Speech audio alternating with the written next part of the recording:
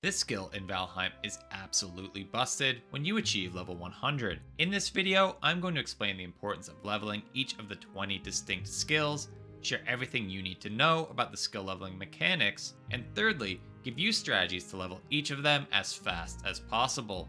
Let's dive in. Starting with melee weapons, each type has a skill associated with their use. The yellow damage numbers in their descriptions represents the minimum and maximum damage your weapon deals with each attack and are increased the higher your skill level. At max level, your damage output for each class will be an average 140% higher, with the minimum damage number increasing 240% and the max increasing roughly 81%. To illustrate, check out the damage numbers on my flint knife with a knife skill of 0 compared to 100. Further, melee weapons increase their knockback by the same percentage as damage and reduce stamina consumption per attack, peaking at 33% less stamina at level 100. Leveling your weapon skill will vastly increase your damage output. Stick around for 2 speed leveling strategies for your preferred weapon later in this video. Before getting to the magic and most overpowered skills to level in Valheim, let's cover the benefits of achieving level 100 for all other skills.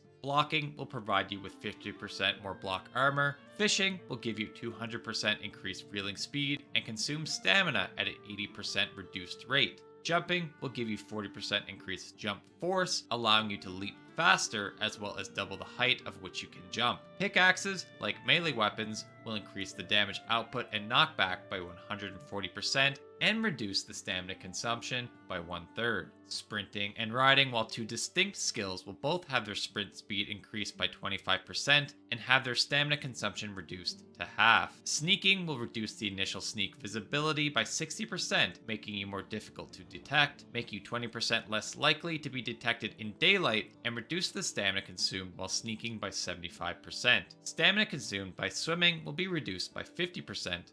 And last, before the magic skills, Woodcutting will increase the damage done to trees by 140%, but unfortunately does not come with a stamina reduction, as the stamina reducing properties of the axe would come from the axe skill. As for the magic skills, elemental magic benefits are like melee weapons, adding 141% increased damage and knockback, but rather than reducing stamina usage, it reduces item consumption by 33%. Blood magic is more nuanced, but increases the damage done and knockback of its summons by 200%, increases the damage absorption from the Staff of Protection's bubble by 250%, and reduces the item and health consumption on use by 33%. Blood magic is likely the skill that benefits the second most from a higher level, but also is one of the most difficult to level, as we will discuss a little later. Ranged weapons, starting with crossbows, like melee weapons, receive 141% increased damage output, but since they do not consume stamina,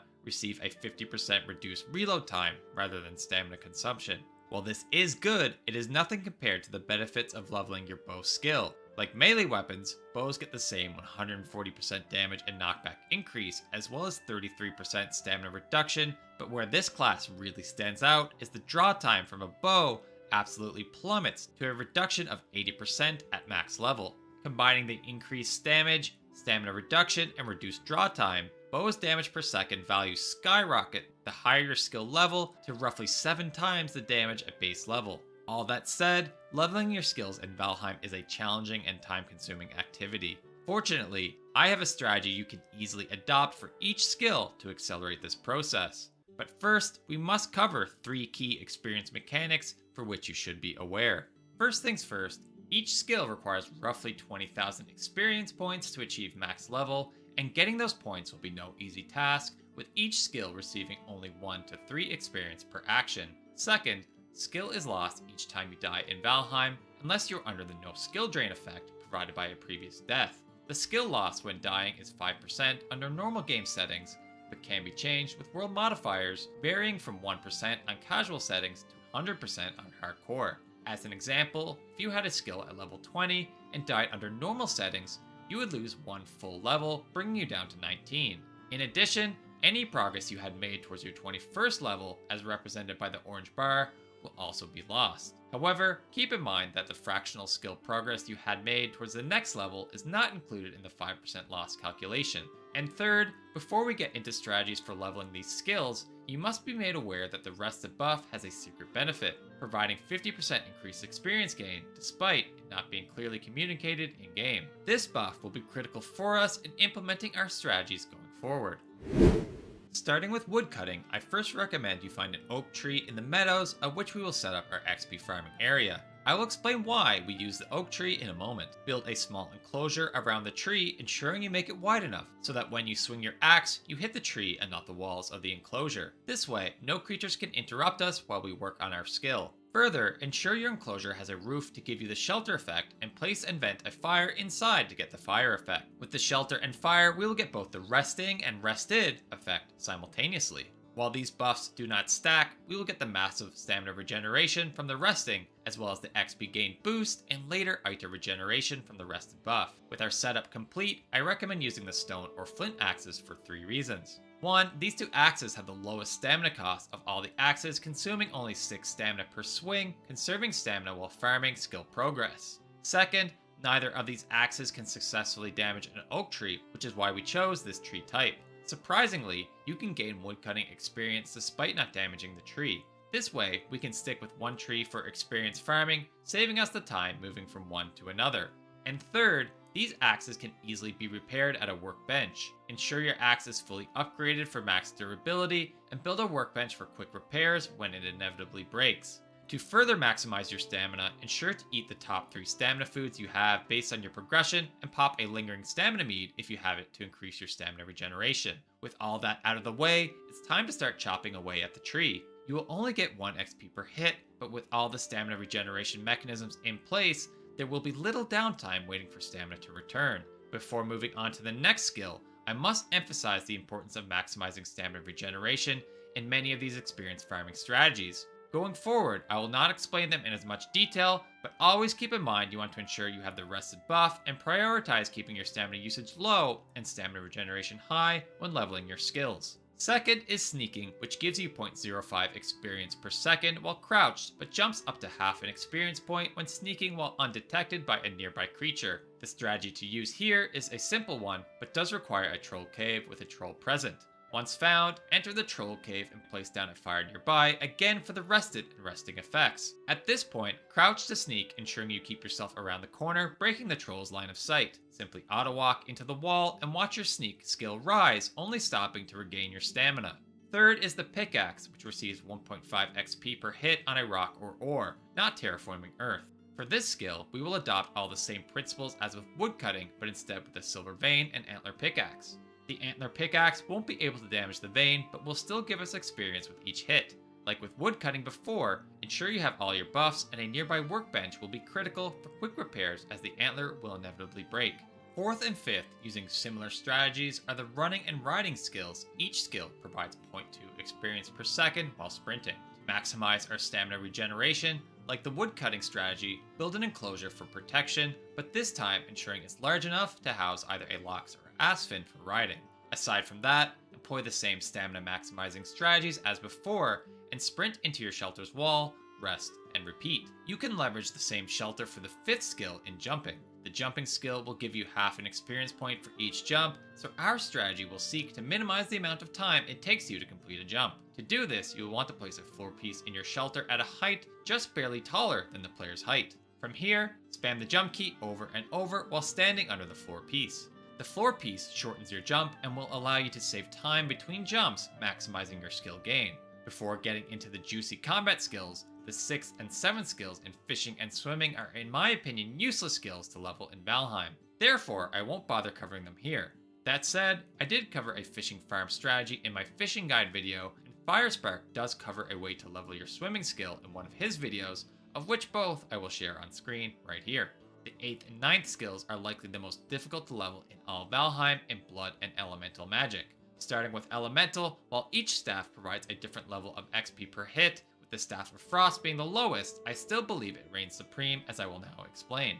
The first reason would be that while the per hit experience gain is lowest, its attack speed is much faster than other staves, leading to a higher XP gain per second.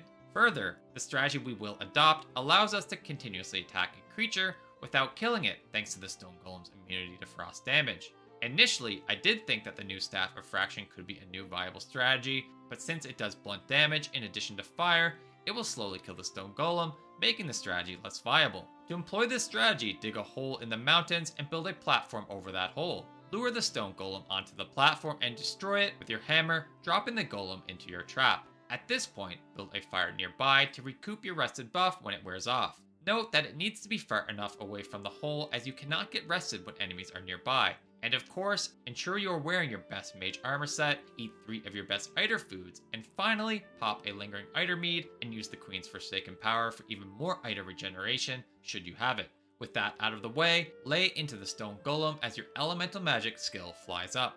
Next is blood magic, which gives 1 XP from protection bubble breaks, 0.7 XP from a summoned melee skeleton hit, and 0.5 from a skeleton arrow hit.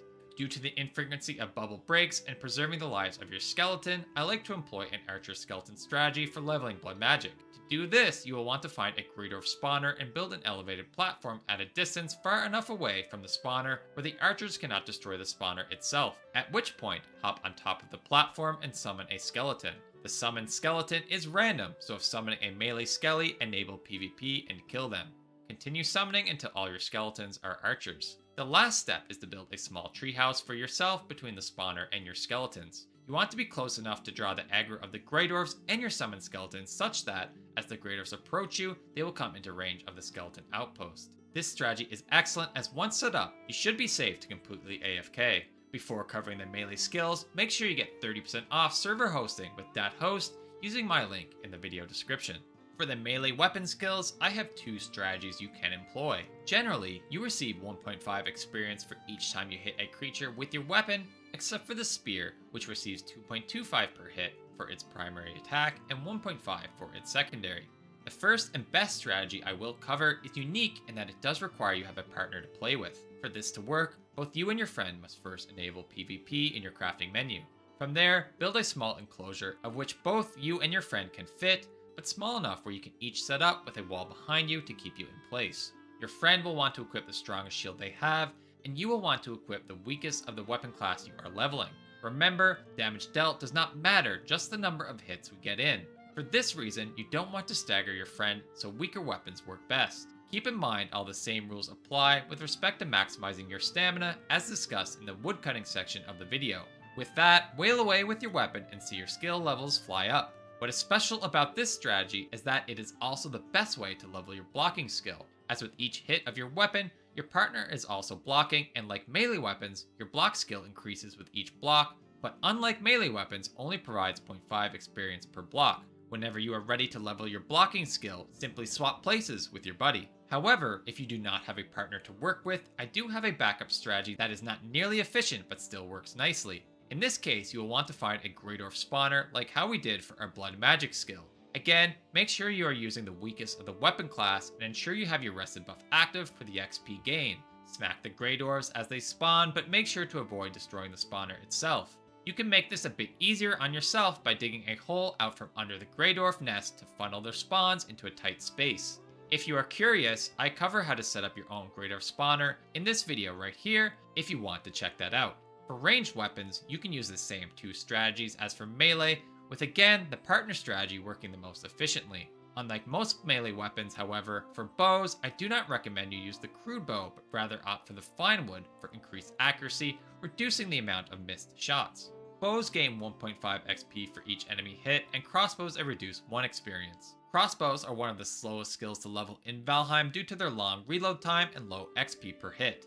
Plus, unlike most skills, you cannot increase the rate of your attacks by ensuring you maximize your stamina and stamina regeneration through foods, buffs, and meads, as crossbow attacks do not consume stamina. And since we've talked so much about the benefits of stamina meads throughout this video, I have the perfect video for you to watch next with my ultimate guide to meads in Valheim.